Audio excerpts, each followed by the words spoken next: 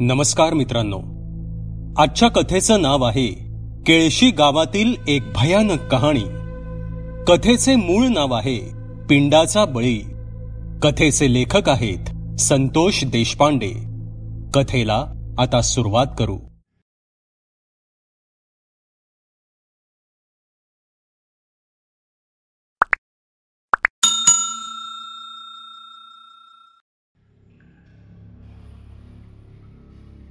ती शुक्रवारची सकाळ होती.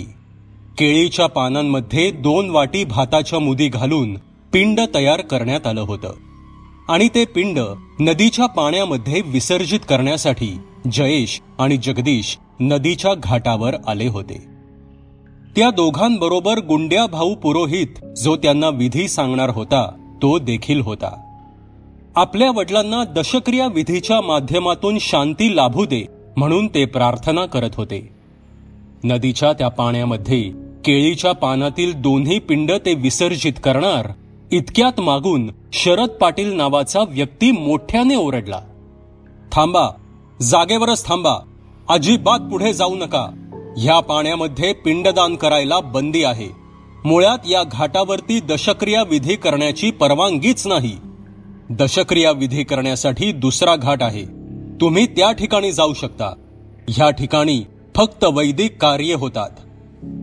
शरदचे बोलणे ऐकून ती 2 मुले आपल्या हातामधील केळीचे पान तसेच धरून मागे वळून शरदकडे पाहू लागली. इतक्यात त्यांच्या सोबत असलेला गुंड्या भाऊ पुरोहित मध्ये आला. "कोण म्हणते या घाटावर दशक्रिया विधी करायची परवानगी नाही? शेवटी आपण सर्व पाण्यामध्येच तर अर्पण करणार आहोत ना?" गुंड्या भाऊ पुरोहित म्हणाला. "तू ज्या ठिकाणी दशक्रिया विधी करत आहेस त्या ठिकाणी दरवर्षी मोठी पालखी येते आणि ती पालखी आजच येणार आहे. त्या पालखीचा मुक्काम ह्याच पवित्र ठिकाणी असतो.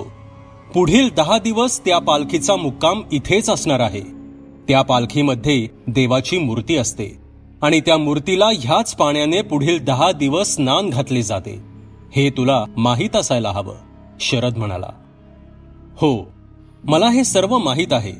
हे पहा, आपल्या गावात 3 घाट आहेत जिथे वैदिक कार्य होतात. त्यातील हा 3रा घाट आहे. आम्ही आधी मागील 2 घाटावर जाऊन आलो, पण तिथे आम्हाला येऊच दिले नाही, म्हणून आम्ही या घाटावर आलो आहोत," गुंड्या भाऊ पुरोहित म्हणाला. "बरोबरच आहे. वैदिक कार्य होत असलेल्या घाटावर दशक्रिया विधी करायची परवानगी कशी आणि कोण देईल? आणि त्यातच आज पालखीचं आगमन होत आहे. ह्या 3 पवित्र घाटावर हजारो लोक पुढील 10 दिवस रोज स्नान करणार. तुम्हाला कुठल्याच घाटावर दशक्रिया विधी करता येणार नाही. दशक्रिया विधी करायचा घाट खालच्या बाजूला आहे.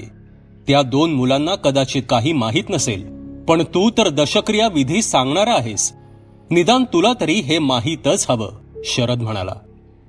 "हे पहा, ह्या ठिकाणी कोणत्याही अस्थी विसर्जित केल्या जाणार नाहीयेत. केवळ जो भाताचा नैवेद्य आहे तोच इथे विसर्जित केला जाणार आहे. आमचा विधी आता होतच आला आहे. फक्त नैवेद्य विसर्जित करायचा आहे. तुम्ही उगाच ह्या कार्यात अटकाव करू नका. जी व्यक्ती गेली आहे त्या व्यक्तीचा अकाली मृत्यू झाला आहे. त्याच्या पिंडदान प्रक्रियेमध्ये जो कोणी अडथळा निर्माण करेल त्याच्या जीवाला त्या गेलेल्या व्यक्तीच्या आत्म्यापासून धोका निर्माण होऊ शकतो. तुमच्याकडे बघून तर तुम्ही स्वतः पंडित दिसत आहात, पुरोहित वाटत आहात, आणि तुम्हीच ह्या ठिकाणी ह्या विधीत अटकाव करताय. मला ह्या गोष्टीचं आश्चर्य वाटतं," गुंड्या भाऊ पुरोहित म्हणाला.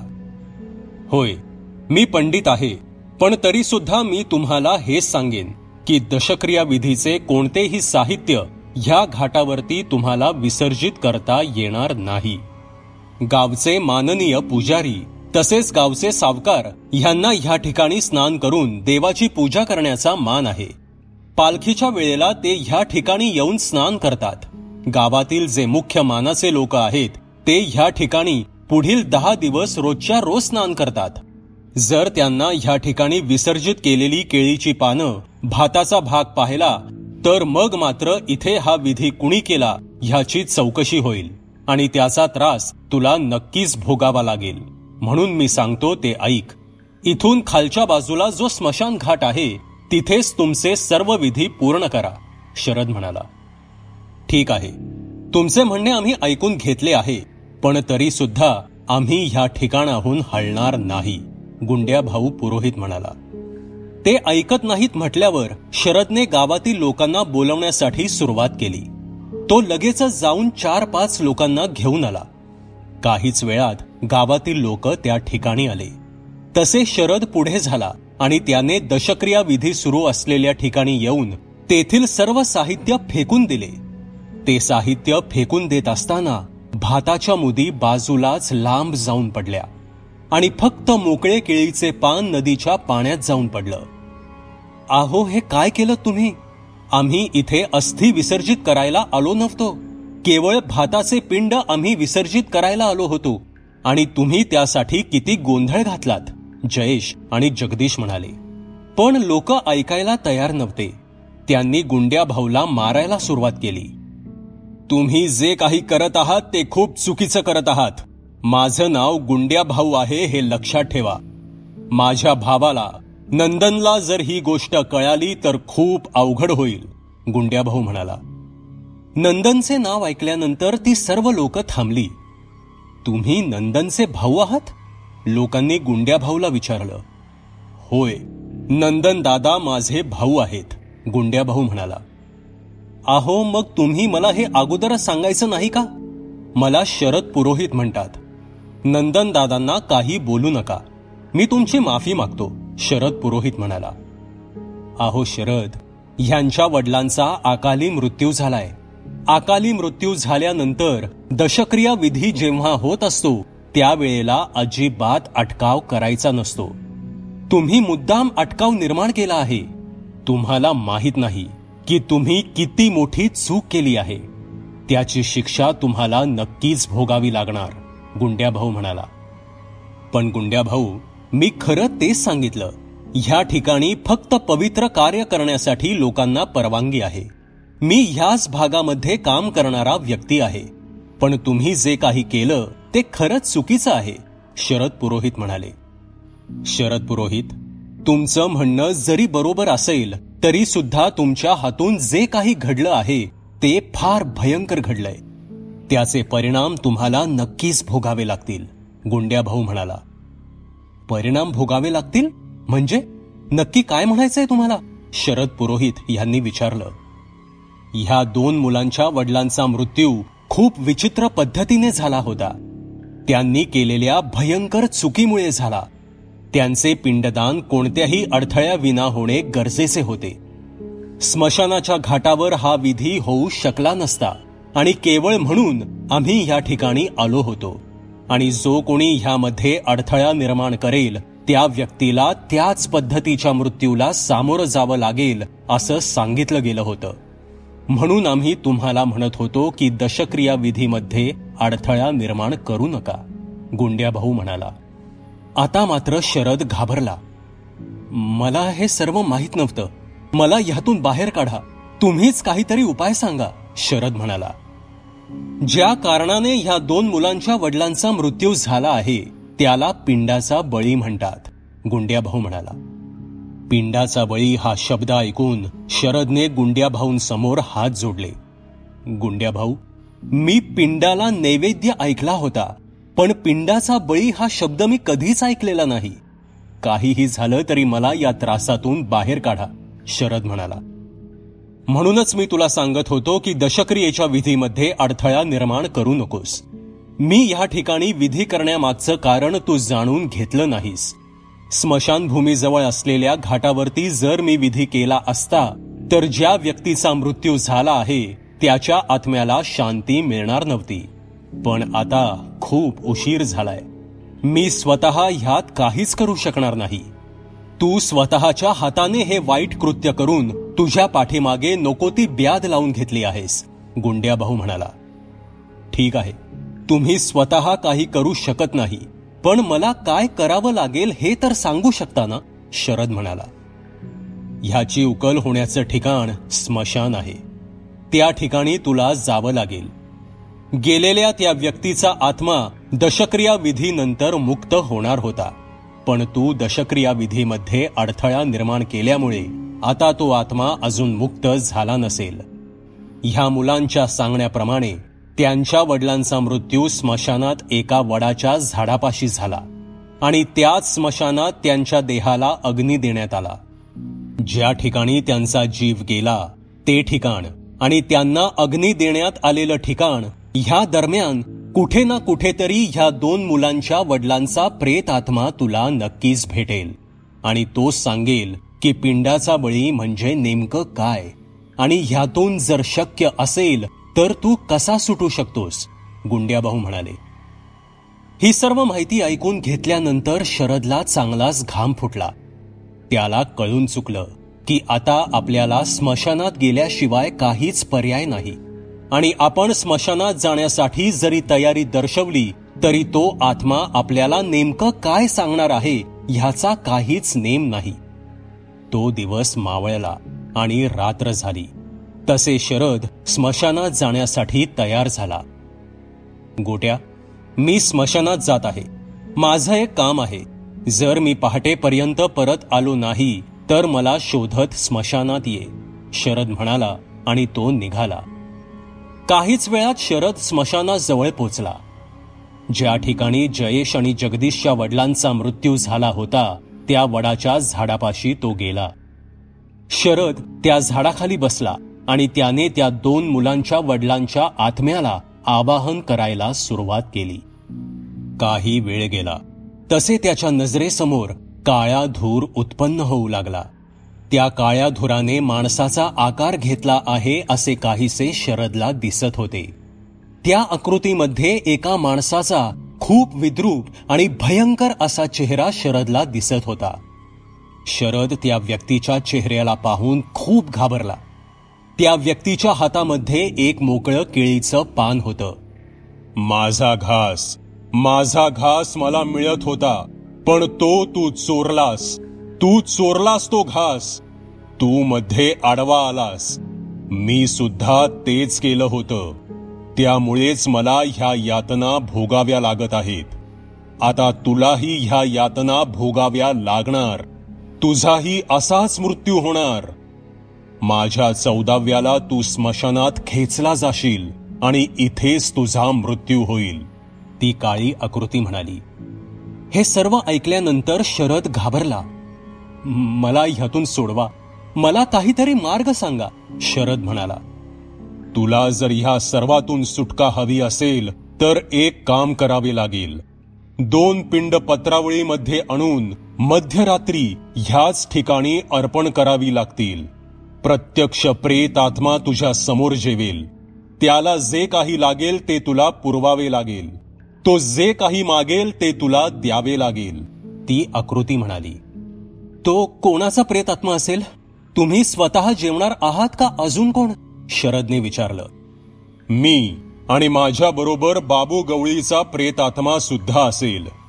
तो बाबू गवळी अजून सुद्धा तसाच भटकत आहे आणि त्या बाबू गवळीमुळेच मी सुद्धा असाच स्मशानात भटकत आहे.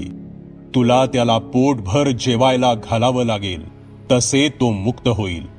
दुसरं पिंड माझ्या नावाचं ठेव. मी माझा घास खाऊन 14व्या दिवशी मुक्त होईन. जर मी उपाशी राहिलो तर तुझ्या पिंडाचा बळी द्यावा लागेल, ती आकृती म्हणजेच त्या 2 मुलांच्या वडिलांचा आत्मा म्हणाला. ते सर्व ऐकून शरद घाबरला. पण तुमची अशी दशा कशामुळे झाली? शरदने विचारलं. मी जे काही केलं ते मुद्दाम केलं नाही.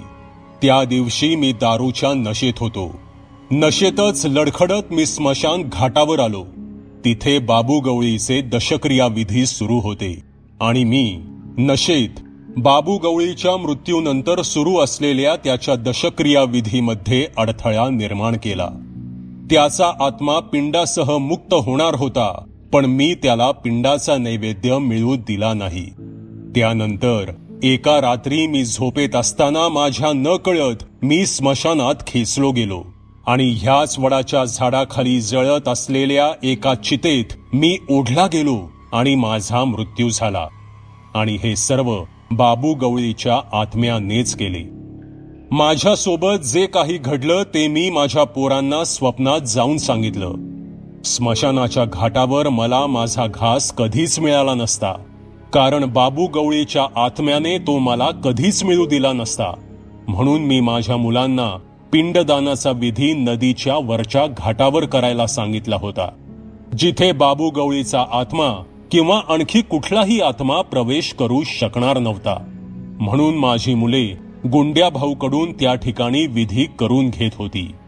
पण तू त्यात अडथळा निर्माण केलास, त्यामुळे मला पिंड मिळालं नाही. आता आमच्या दोघांचा आत्मा इथे असाच भटकत आहे. केवळ तुझ्या चुकीमुळे माझा प्रवास थांबला. आता तुला ह्या ठिकाणी पिंड घेऊन यावे लागेल. तुला तो विधी पूर्ण करावा लागेल. त्यानंतरच तू जिवंत राहू शकतोस. नाहीतर अगदी माझ्यासारखाच तुझा मृत्यू घडून येईल. त्या 2 मुलांच्या वडिलांचा आत्मा म्हणाला. त्या आत्म्याचे बोलणे ऐकल्यानंतर शरदच्या मनात चलबिचल सुरू झाली. तो प्रचंड घाबरलेला होता. त्याला आता कळून चुकलं होतं की आपल्याला मध्यरात्री स्मशानात येऊन हा विधी पूर्ण करावा लागणार आहे. आता ह्या मुलांच्या वडिलांचा 11वा दिवस झालेला आहे. म्हणजे अजून आपल्याकडे 2 दिवस आहेत. 14व्याच्या आत हा विधी पूर्ण झाल्यानंतरच माझी या भयंकर प्रकारातून सुटका होईल. आणि जर 14व्या दिवसापर्यंत हा विधी झाला नाही तर आपला मृत्यू निश्चित आहे. असे विचार करत शरद घाबरत स्मशानातून बाहेर निघून आला. शरदने ठरवले की उद्याच रात्री हा विधी पूर्ण करायचा. त्यानुसार त्याने सर्व तयारी केली. दुसऱ्या दिवशी सकाळी शरद तडक गुंड्या भाऊंकडे गेला आणि त्याने घडलेला सर्व प्रकार सांगितला. गुंड्या भाऊ, तू कृपया माझ्या सोबत तो विधी पूर्ण करण्यासाठी स्मशानात चल. मला सोबत होईल, शरद म्हणाला. नाही शरद, तो विधी तुला एकट्यालाच करावा लागेल, कारण त्यांचा दशक्रिया विधी तूच मोडला आहेस. हे मंत्रांचं पुस्तक घे. ह्यातील मंत्रांचे पठण सुद्धा तुलाच करायचं आहे. जर हा विधी तू व्यवस्थित पूर्ण केलास तर तू ह्या सगळ्यातून मुक्त होशील. आणि जर हा विधी पूर्ण नाही झाला तर मात्र तुझा मृत्यू निश्चित आहे, गुंड्या भाऊ म्हणाला. ते ऐकून शरद घरी आला. दिवस मावळून रात्र व्हायला लागली होती. शरदचा लहान भाऊ गोट्या आणि शरद ह्यांनी रात्रीचं जेवण केलं. तसे काहीच वेळात गोट्या निद्रा देवीच्या अधीन झाला. शरदने सुद्धा झोपेचं नाटक केलं. काही वेळ गेला तसे शरद उठला. त्याने पत्रावळीमध्ये 2 भाताच्या मुदी घेतल्या. गुंड्या भाऊने दिलेले मंत्रांचे पुस्तक घेतले आणि तो स्मशानाकडे जाण्यासाठी निघाला. शरदला मनातून खूप भीती वाटत होती. काहीच वेळात तो स्मशानात येऊन पोचला. जसे त्याने स्मशानात पाय ठेवला तसे त्याला जाणवले की त्याच्या पाठीमागे कोणीतरी येत आहे. कोणीतरी त्याचा पाठलाग करत आहे. पण सर्व धीर एकवटून तो स्मशानाच्या आतमध्ये असलेल्या त्या वडाच्या झाडाखाली येऊन बसला आणि त्या ठिकाणी गुंड्या भाऊने दिलेल्या पुस्तकातील मंत्रांचे पठण करायला त्याने सुरुवात केली. सगळीकडे भयान शांतता होती. कुठेतरी दूरवर नुकत्याच जळून गेलेल्या चितेची धग दिसून येत होती. काही वेळ गेला. तसे विधी चालू असताना त्याच्या समोर एक मोठी काळी आकृती येऊन उभी राहिली. हळूहळू ती माणसाचा आकार घेऊ लागली. खांद्यावरती पंचा आणि काळा भोर चेहरा असणारा तो लाल डोळ्यांचा माणूस पाहून शरद प्रचंड घाबरला. तो बाबू गवळीचा प्रेतात्मा होता. तरी सुद्धा शरदने हिम्मत करून मंत्रपठण सुरूच ठेवलं. बाबू गवळी पाठोपाठ त्या 2 मुलांच्या वडिलांचा प्रेतात्मा सुद्धा आता तिथे दिसू लागला. ते दोन्ही प्रेतात्मे शरद जवळ असलेल्या पिंडाचा घास खाण्यासाठी आतुर झालेले होते. त्या दोघांनाही त्यांचा घास खाऊन पुढच्या प्रवासाला सुरुवात करायची होती. आत्म्याला गती मिळते ती पिंड दानातूनच मिळते ह्याची जाणीव शरदला झाली होती. आता शरद तो विधी पूर्णत्वाला नेणारच होता. तेवढ्यात एक व्यक्ती स्मशानाच्या आतमध्ये प्रवेश करत त्याच्या नावाने ओरडू लागला. दादा, दादा थांब, हे काय करतोयस? असे चित्र विचित्र प्रकार केल्यामुळे नको ती ब्याद आपल्या पाठीमागे येईल. दादा थांब, दादा थांब. शरदने तो आवाज लगेच ओळखला. तो त्याच्या छोट्या भावाचा होता. अरे देवा, आपण किती मोठी चूक केली. आपण आपल्या भावाला ह्या गोष्टीची माहिती द्यायला हवी होती. आज 12वा दिवस आहे. आज रात्रीच हा विधी पूर्ण झाला तर हे दोन्ही प्रेतात्मे मुक्त होतील आणि माझी ह्यातून सुटका होईल. पण जर आज हा विधी पूर्ण झाला नाही तर मात्र उद्या काहीही झालं तरी मला हा विधी उरकावाच लागेल. पुन्हा पहिल्यापासून सुरुवात करावी लागेल. पण आपण इथे आहोत हे गोटूला कसं समजलं, असे विचार शरदच्या डोक्यात सुरू होते. तोपर्यंत गोटू त्या ठिकाणी येऊन पोचला होता. त्याने शरदच्या हातामधील पत्रावळी पाहिल्या. शरदने त्याच्याकडे दुर्लक्ष केलं, कारण त्याला तो विधी चालू असताना मंत्रपठण तसंच सुरू ठेवायचं होतं. शरद त्याला हाताने सुद्धा इशारा करू शकत नव्हता. मंत्रपठण सुरूच ठेवत हातात पत्रावळीचे पिंड धरून तो त्या प्रेतात्म्यांची वाट पाहत होता. ते दोन्ही प्रेतात्मे त्यांचा घास खाणार तेवढ्यात गोटूरामने शरदच्या हातातील पत्रावळी घेतल्या. दादा, अरे हे सगळं काय चालू आहे? मध्यरात्री स्मशानात येऊन हे कसले चित्र विचित्र अघोरी प्रकार करतोयस तू? गोटूराम म्हणाला. तसे शरदने आपल्या भावाकडे रागानं पाहिलं. माझ्याकडे रागाने काय पाहतोयस? तुला भूत वगैरे लागलं आहे की काय? काल रात्री सुद्धा तू स्मशानात आला होतास. आजही रात्री स्मशानात आला आहेस. हे कसले भाताचे गोळे करून आणि मंत्रपठण करून कोणाला तरी बोलवतोयस? तेव्हा शरद डोळ्यातून अश्रू ढाळत त्याला शांत राहण्याची विनंती करू लागला. त्याने गोटूरामकडून पुन्हा त्या पत्रावळी काढून आपल्या हातात घेतल्या. अंतिम मंत्रपठण सुरू होतं. त्याने आपले दोन्ही हात आता वर नेले. तसे ते दोन्ही प्रेतात्मे त्या ताटातील घास घेण्यासाठी झेपावले. एवढ्यात गोटूरामने त्या पत्रावळी पुन्हा खेचून घेतल्या आणि शरदला रागाने म्हणाला, दादा, भानावर ये. हे तू काय करतोयस? चल उठ इथून. गोटूराम म्हणाला. आता मात्र शरदला काय करावं कळेना. तेवढ्या बाबू गवळीचा प्रेतात्मा मोठ्याने किंचाळला. तू मला उपाशी ठेवलंस, माझा घास हिरावून घेतलास. आजपासून 2 दिवसांनी तुझा मृत्यू होईल. त्याचबरोबर तुझ्या भावाचा देखील मृत्यू होईल. असे म्हणत दोन्ही प्रेतात्मे अदृश्य झाले. त्यांचा हा ओरडण्याचा आवाज आणि बोललेले शब्द शरदच्या कानावर पडल्यानंतर शरदने आपल्या भावाला जोरदार मुस्काडात मारली. अरे मूर्ख माणसा, तुला अक्कल आहे का? तुझ्यापेक्षा वयानं मी कितीतरी मोठा आहे. मी काय करतोय मला समजत नाही का? नालायका, तुझ्या भावाचा जीव टांगणीला लागला होता आणि तू ह्या ठिकाणी येऊन पूर्ण होत आलेला विधी नष्ट केलास. जो व्यक्ती हा विधी मोडतो त्याच्या पाठीमागे पिंडाच्या बळीचा हा श्राप लागतो. मी आधीच त्या 2 मुलांच्या वडिलांनी दिलेल्या शापात होतो. हा विधी पूर्ण झाला असता तर मी आज मुक्त झालो असतो.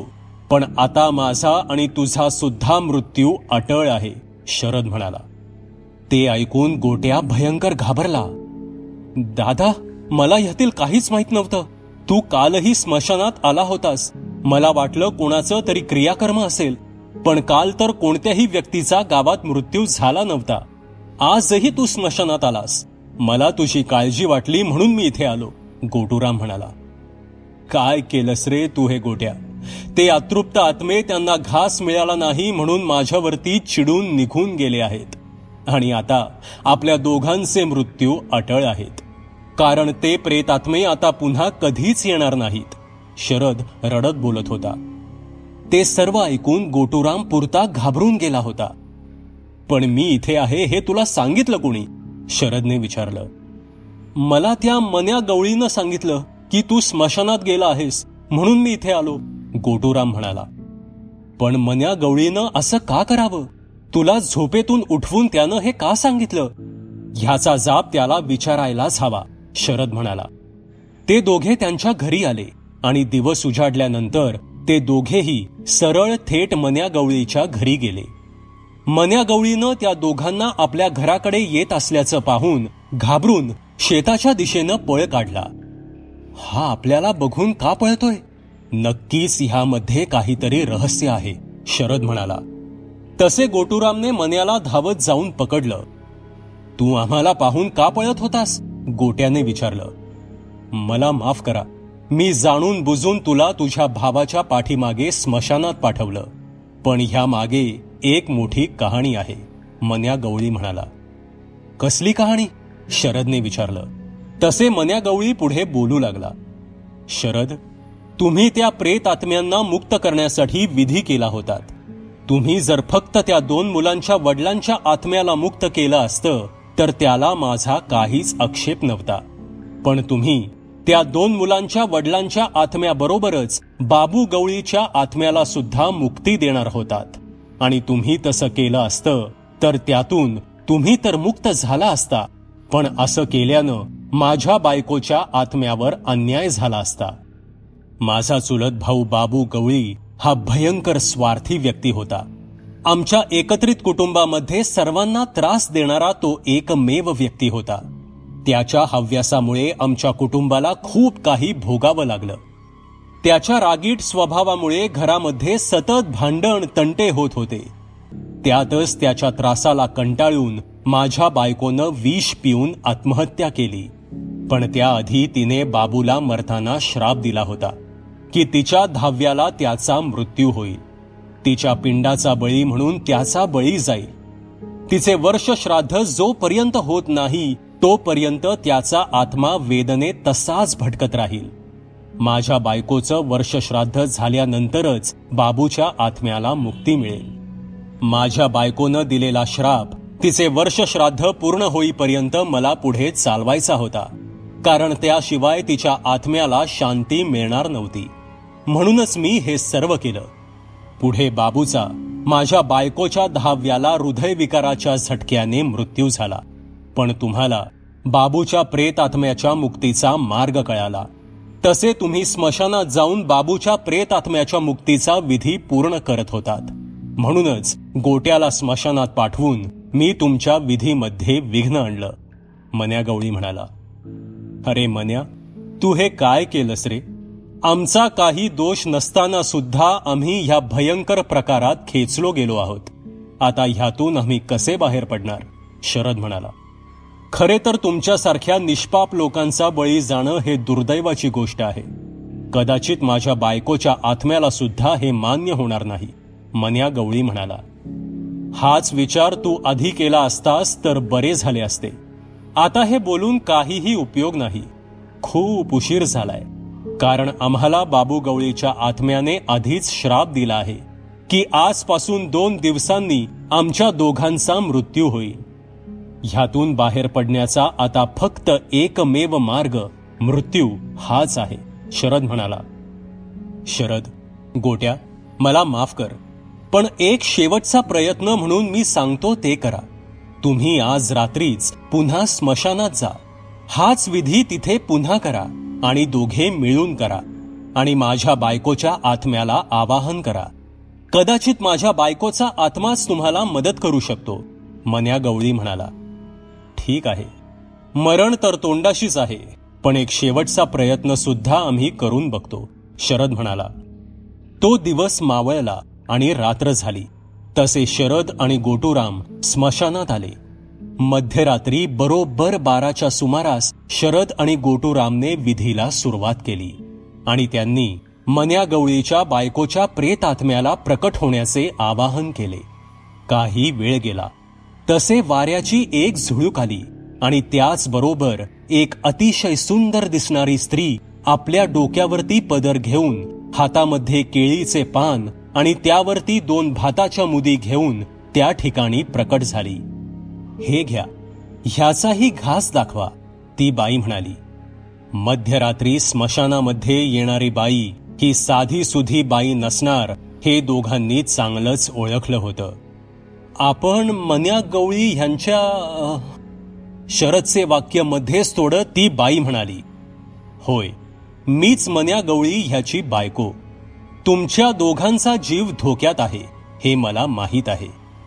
तुम्ही हा विधी पूर्ण करा आणि आधी माझा नैवेद्य मला द्या, म्हणजे माझ्या आत्म्याला शांती मिळून मी मुक्त होईन. मी मुक्त झाल्याने आपोआपच बाबू गवळीचा आत्मा देखील मुक्त होईल आणि बाबू गवळीचा आत्मा मुक्त झाल्यावर त्या 2 मुलांच्या वडिलांचा प्रेत आत्मा सुद्धा मुक्त होईल आणि तुम्ही या चक्रातून कायमचे सुटून जाल, ती बाई म्हणाली. तिचे हे बोलणे ऐकून दोघांना खूप आनंद झाला. तिच्या आदेशानुसार त्यांनी विधी पूर्ण करायला सुरुवात केली. त्यांनी आधी तिचा नैवेद्य तिला दिला. तसे त्या केळीच्या पानावरील दोन्ही भाताच्या मुदी अदृश्य झाल्या आणि त्याचबरोबर ती बाई सुद्धा हवेत विरून गेली. नंतर त्यांनी बाबू गवळीचा नैवेद्य दाखवला.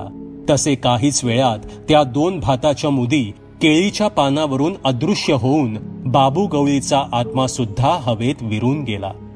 त्या 2 मुलांचा आत्मा सुद्धा त्याच पद्धतीने भाताच्या मुदीचा स्वीकार करून हवेत विरून गेला. आता त्या 3ही आत्म्यांनी त्यांच्या अंतिम प्रवासाला सुरुवात केली होती. त्या 3ही आत्म्यांना आता गती मिळाली होती. त्यांना नमस्कार करून शरद आणि गोटूराम बाहेर आले. त्याच दिवशी स्नान करून पूजा करून ते जवळच्या देवळात गेले आणि ह्या भयंकर चक्रातून मुक्त केल्याबद्दल त्यांनी देवाचे मनापासून आभार मानले. मित्रांनो, तुम्हाला ही कथा कशी वाटली ते कॉमेंटमध्ये नक्की सांगा. पुन्हा भेटूयात अशाच एका भयकथेसोबत. धन्यवाद.